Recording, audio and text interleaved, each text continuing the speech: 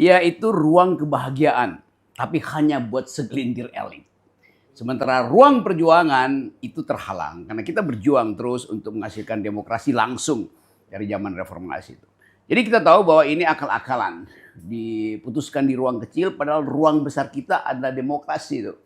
Dan semua hal yang diputuskan secara pragmatis atau oportunistik akan berhadapan dengan ruang besar rakyat. Jadi saya pastikan rakyat akan marah tuh. Bahkan di last minute ini kita mesti bahas secara tuntas bahwa kapan last minute itu terjadi tuh.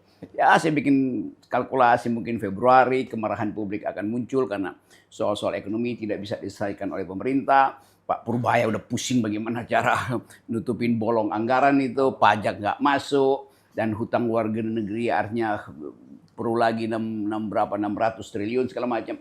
Jadi semua itu real ada di depan kita. Sementara elit berkoncok-koncokan di ruang tertutup tadi untuk mengembalikan sistem demokrasi itu ke dalam tukar tambah antara elit di dalam partai-partai yang sebetulnya hegemonis tuh. Jadi saya tetap hitung bahwa ini akan menimbulkan kemarahan besar publik. Gitu, Bung Sur. Ya.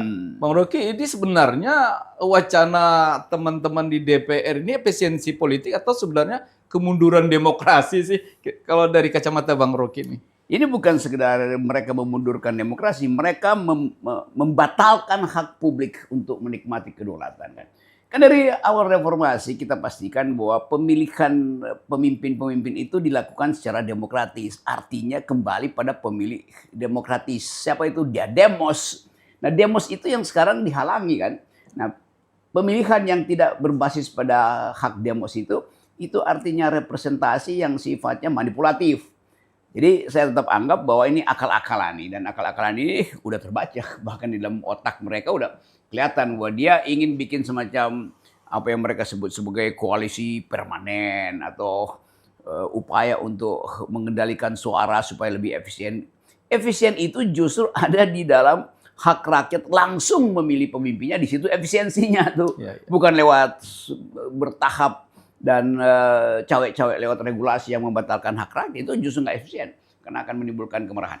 Berarti kemunduran demokrasi dong gitu Bang? Pasti demokrasi akan mundur, dan kita tahu bahwa ketika demokrasi mundur, netizen ini, anak-anak muda ini akan ngamuk karena mereka lah yang berharap bahwa Indonesia bisa dihasilkan ulang melalui representasi yang sifatnya langsung tuh, bukan lewat filter partai-partai yang bahkan membentuk oligarki itu. Jadi anak muda akan marah nih karena hak mereka untuk memajukan demokrasi dimundurkan oleh kedunguan cawe-cawe elit ini. Gitu, Sur.